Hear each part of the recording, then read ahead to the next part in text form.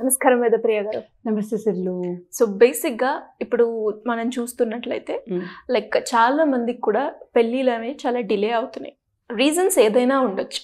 But పర్టికులర్గా ఒక అమ్మాయి కేసు కనుక మనం తీసుకుంటే ఆ అమ్మాయికి ఏదో ఒక కారణం చేత పెళ్ళి లేట్ అవ్వడంతో లేదంటే సంబంధం వచ్చి క్యాన్సిల్ అవ్వడంతో ఇలా రకరకాల కారణాల చేత అక్కడ సంబంధం క్యాన్సిల్ అవుతూ ఉంటే ఆ అమ్మాయిది తప్పంటారా? అలా తప్పని తనని మనం బ్లేమ్ చేయడం ఎంతవరకు కరెక్ట్ అంటారు? ఆ ప్లేస్లో ఉన్న అమ్మాయి ఎలా లైక్ బయటికి రావాలి, లైక్ ఆ సిచ్యువేషన్ని ఎలా హ్యాండిల్ చేయాలి అంటారు? తాకట్టులో ఉన్న బంగారాన్ని విడిపించి ఆ రోజు ఆన్లైన్ రేటుకే మేము కొంటాం. Sharma gold company. This case I will tell you in different angles. Okay, ఒకటి, పెళ్ళి చేసుకుంటేనే ఆడవాళ్ళకి జీవితం ఉంది అంటే బుల్షిట్ అబ్బా. ఓకే, నాకు తెలిసిన వాళ్ళు చాలామంది ఉన్నారు హూ నెవర్ గాట్ మ్యారీడ్. అసలు నాకు పెళ్ళి వద్దనుకున్నారు. అంటే మొదటి నుంచి కూడా ఆదిగా వాళ్ళకు ఒక బాయ్ ఫ్రెండ్ హార్ట్ అటాక్ ఇచ్చి వెళ్ళడం కానీ, లేదా డివోర్స్ అయిపోవడం కానీ, హస్బెండ్ చనిపోవడం, ఇలాంటివి ఏవి కాలేదు. They just prefer to be single. అలాంటి వాళ్ళకు కూడా I have respect. Getting married is a personal choice. Okay, ఒకప్పుడు ఫ్యామిలీ కోసం పెళ్ళిళ్ళు చేసుకున్నామేమో, ఒకప్పుడు ఖాందాన్ల కోసం పెళ్ళిళ్ళు చేసుకున్నామేమో, లేదా వంశ వారసుడు కైండ్ ఆఫ్ వర్డ్స్కి పెళ్ళి చేసుకున్నామేమో. ఇవాళ పెళ్ళి is totally a personal choice. మీకు చేసుకోవాలి అనిపించినప్పుడు చేసుకోండి.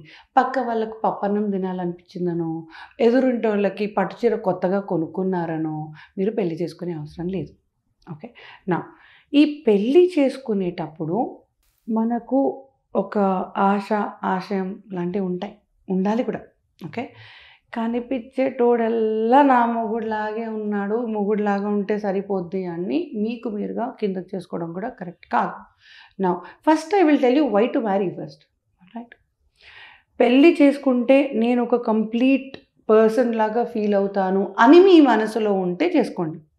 నేను ఆల్రెడీ కంప్లీట్ పర్సన్ని కానీ ఇంకొకరు కూడా ఉంటే బాగుంటుంది అంటే చేసుకోండి. నేనే కంప్లీట్ పర్సన్ని, నాకు ఇంకెవరు అవసరం లేదు అనుకునే వాళ్ళైతే ప్లీజ్ చేసుకోకండి. మీ టైం వాళ్ళకు దొరుకుతుందేమో అని ఆశపడి ఉన్న వాళ్ళకి మీరు టైం ఇవ్వరు. ఎండ్ ఆఫ్ ద డే అది ఎట్టో పోతుంది. కాబట్టి డోంట్ డూ ఇట్. ఓకే, నా the other side of the coin చెప్తాను. 70% ఆఫ్ ద టైం. ఓకే, ఏ అమ్మాయి అయినా పెళ్ళి చేసుకొని పిల్లల్ని కానీ, కోర్స్ ఇవాళ అయితే జాబ్ చేసుకొని అంటే professional life and personal life balance చేసుకోవాలని అనుకుంటుంది.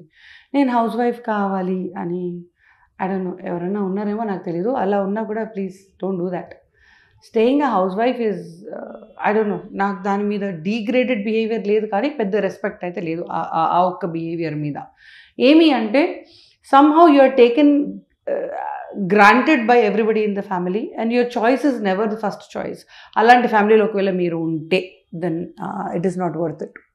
Now, ఎవరు మిమ్మల్ని ఏమనుకుంటున్నారు అన్నది మీరు ఎంత ఆలోచించాలి ఆ పాయింట్ మీద అన్నది అది మీ చాయిస్. నా ఒక గర్ల్ టు గర్ల్ చెప్తున్నాను, నేను అమ్మ దగ్గర ఉన్నా కూడా అత్తగారింటికి పోయినప్పుడు వాళ్ళకి నేను ఇష్టమైనప్పుడు అప్పుడు నీ బిహేవియర్ కానీ నీ బర్త్ కానీ వాల్యూడ్ అని అంటారు తల్లిదండ్రులు. ఓకే, పెళ్ళి అయ్యాక అత్తగారింటికి పోతే ఇట్లాంటి ఏమన్నా ఉంటే తల్లిగారింట్లో చూసుకొని ఇక్కడైతే వద్దు అంటారు అత్తగారు. సో అటు ఇటు కాక అసలు ఎవరికి ఏది కాక అన్నట్టుగానే ఉంటుంది మన లైఫ్. అందుకనే అందరిలోనే మనం ఉన్నాం, అందరం మన వారం అని అనుకుంటూ బతికిన ఆడవాళ్ళు ఎంతమందో. కాబట్టి if you are a women and you are getting married today or you are getting married after 20 years is the way you think it should be. అంతే. ఇప్పుడు అమ్మ వాళ్ళకి పెళ్ళి ఎందుకు కావాలి? Just because they can tell people మా అమ్మాయికి కూడా పెళ్లి చేసేసామండి, యూఎస్కి పంపించేసామండి. అది ఆమెకు చెప్పుకోవాలనిపిస్తే చెప్పుకోవడానికి కోసం నువ్వు ఎందుకు పెళ్లి చేసుకోవాలి? It doesn't make any sense at all. Number 2, నాకు పెళ్ళి కాకపోతే నా తమ్ముడికి పెళ్ళి ఏమవుతుంది, నా చెల్లెకి పెళ్ళి ఏమవుతుంది? ఇట్లాంటి లింకులు వర్త్ కాదు. మీకు చేసుకోవాలనిపించినప్పుడే మీరు చేసుకోండి. మీ తమ్ముడికి చేసుకోవాలనిపించినప్పుడు మీరు తమ్ముడు చేసుకుంటాడు, మీ చెల్లెకి చేసుకోవాలనిపించినప్పుడు చెల్లె చేసుకుంటాడు. ఇంతకుముందు అక్కకు పెళ్ళి కాలే కాబట్టి తమ్ముడికి ఎలా చేస్తాం, చెల్లెకి ఎలా చేస్తాం, ఇలాంటి వినిపిస్తాయి అబ్బా పేరెంట్స్ దగ్గర నుంచి. ఎంతవరకు తీసుకోవాలో అంతవరకు తీసుకోండి. ఆ తర్వాత చెప్పండి, this is my personal choice. Okay. Number 3, మీకు పెళ్ళి పత్రికలు వేసేసిన తర్వాత కూడా, పందిరిలో కూర్చున్నప్పుడు కూడా, తాళి మెడ దగ్గరికి వచ్చినాక కూడా, ఐ అండర్లైన్, తాళి మెడ దగ్గరికి వచ్చినాక కూడా ఎక్కడో మీకు కరెక్ట్ అనిపించకపోతే సినిమాలలో చూపించినట్టే ఇంకా చాలు, ఇది వద్దు అని లేచి వచ్చేసేయండి. ఎక్కడో ఒక ఫీల్ ఆడపిల్లకి చెప్తూ ఉంటుంది సిరి.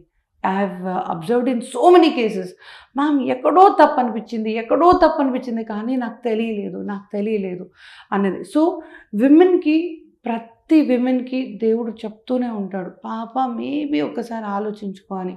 మన గట్ ఫీలింగ్ చెప్తూ ఉన్నా కూడా మన కర్మ ఫలితం అనుకోండి, జన్మ ఫలితం అనుకోండి, వాళ్ళ చేయి పట్టుకొని వెళ్తాము అండ్ వద్దనకుండా అలాంటి లైఫే లీడ్ చేస్తాం. సో ఎప్పుడు కానీ పక్కోళ్ళ కోసం ఏమీ చేయొద్దు.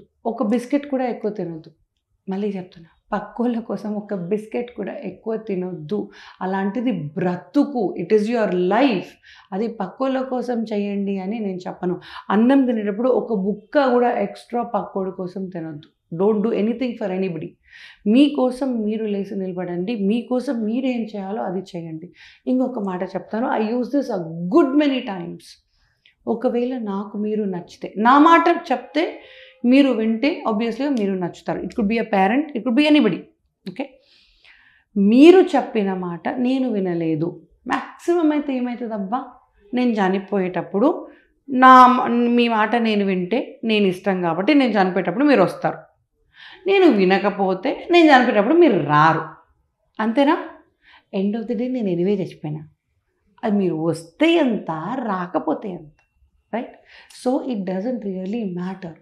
మూవీస్లో చెప్తున్నట్టు, రీల్స్లో చెప్తున్నట్టు 3 రోజుల తర్వాత మీరు ఉన్నారా పోయారా గుర్తుపెట్టుకునే ఓపిక ఎవరికీ లేదు. కరెక్ట్ 11వ రోజు కాన్వర్జేషన్ మీరు నిజంగా ఆత్మలాగా బతకగలిగితే, 11వ రోజు వాళ్ళు మీ ఇంట్లో జరిగిన కాన్వర్జేషన్ వింటే, అబ్బా నిజంగా చచ్చిపోయడమే బెటర్ అన్న, ఇంకా బతుకుండడం కంటే అనిపిస్తుంది. Right?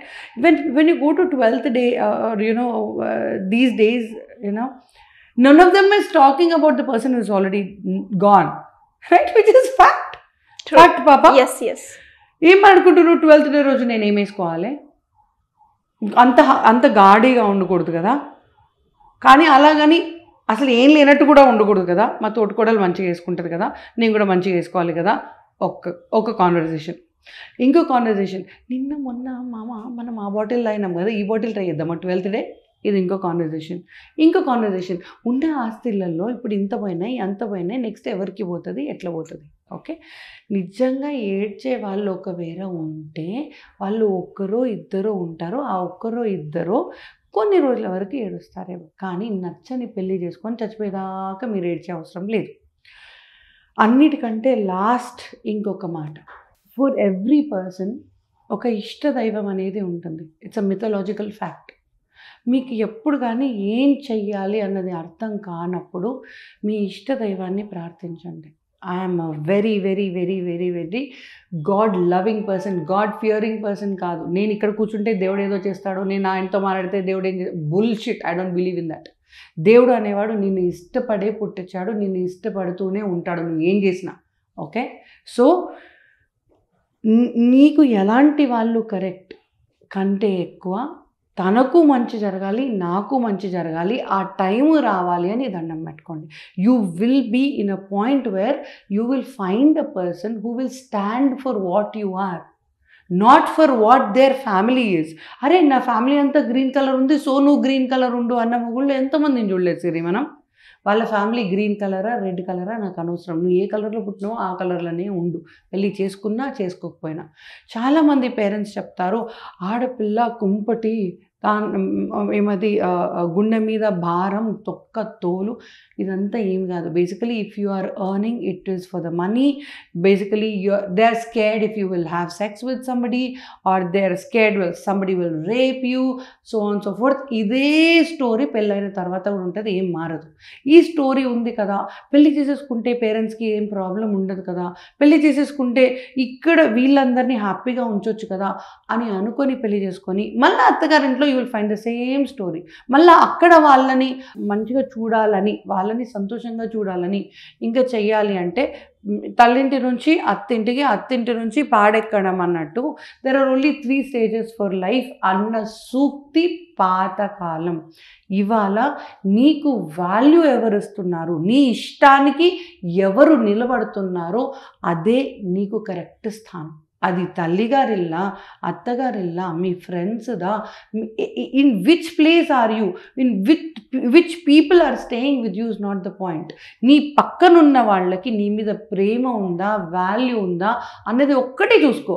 అది లేదు అనుకుంటే చల్లగా మెల్లగా జారుకో. That is how you should live. నిజంగా కొన్ని సిచ్యువేషన్స్, కొన్ని ఫ్రెండ్స్ బ్రేక్ అవ్వడానికి కావచ్చు, రిలేషన్షిప్ బ్రేక్ అవ్వడానికి కావచ్చు, కోపం is one of the main reason అని కూడా చెప్తూ ఉంటారు. ఇలా ఎవరైనా కూడా కోపంతో సఫర్ అయ్యి యాంగర్ మేనేజ్మెంట్ కోసం కావచ్చు, లేదంటే డిప్రెషన్ కావచ్చు, ఫ్యామిలీ పరంగా లేదు అంటే రిలేషన్షిప్ పరంగా ఎలాంటి ఇష్యూ ఉన్నా మిమ్మల్ని ఏ రకంగా అప్రోచ్ అయ్యే ఛాన్స్ ఉందంటారు? ఏమండి, కోపం అనేది వస్తుంది అంటే స్వతహాగా జెనెటికల్ ఇష్యూ ఉంటే కూడా వస్తుంది. అసలు ఎందుకు కోపమో తెలియకుండా కోపం వస్తుంది. ఓకే, అది ఒకటి. కొలాటరల్ డ్యామేజ్ అని ఇంకొకటి ఉంది. అంటే ఇంకెవరు మనం కావాలని చిడాయిస్తేనో, మనం ఏం చెయ్యలేక వాళ్ళ మీద, రైట్. ఈ కాలేజ్ కేసెస్ ఎన్నో చూస్తాం, బుల్లింగ్ కేసెస్ అని. ఏం చెయ్యలేక వాళ్ళ మీద, వీళ్ళకి కోపం తగ్గక గోడ మీద కొట్టడాలు, చేతును కొట్టుకోవడాలు, టీవీ బద్దలు కొట్టడాలు, సెల్ ఫోన్లు అయితే ఎండిపోయినావు నా కేసెస్లో. ఓకే, అలా కోపంని ఇంకొక దగ్గర మీరు తీస్తున్నారు అని మీకు అనిపిస్తే ఫోన్ తీయండి, డయల్ చేసేయండి. అసలు ఆలోచించే అవసరమే లేదు. ఫోన్ ఎందుకు తీయట్లేదు, డయల్ ఎందుకు చెయ్యట్లేదు అని అప్పుడు అవసరమైతే వాడతానేమో కోపం నేను. But other than that you never want to use it. అంటూనే ఒక్క మాట, మంచికి మంచి, చెడుకు చెడు. ఎవరైనా మనకు చెడు చెయ్యాలి అనుకుంటే మాత్రం వాళ్ళ మీద కోపం చూపించకపోవడం కూడా తప్పే. సో ఆ కోపం ఔషధంలాగా ఎవరి మీద వాడాలి అన్నది ఆలోచించి, ఎంతవరకు డోసేజ్ ఎంతవరకు వాడాలి అన్నది ఆలోచించి కాదు, డబల్ ఆలోచించి యూస్ చేయండి. ఈ 2 ఈక్వేషన్స్ మాత్రం మీకు క్లారిటీ లేదు ఆర్ డబుల్ కన్ఫర్మేషన్ ఉంటే బాగుంటుంది అనిపిస్తే ఫోన్ తీసి డయల్ చేయండి. You can just come walk in to Suman TV and me and Siri will love to help you. Thank you madam, thank you so much. నమస్తే సిరిలో.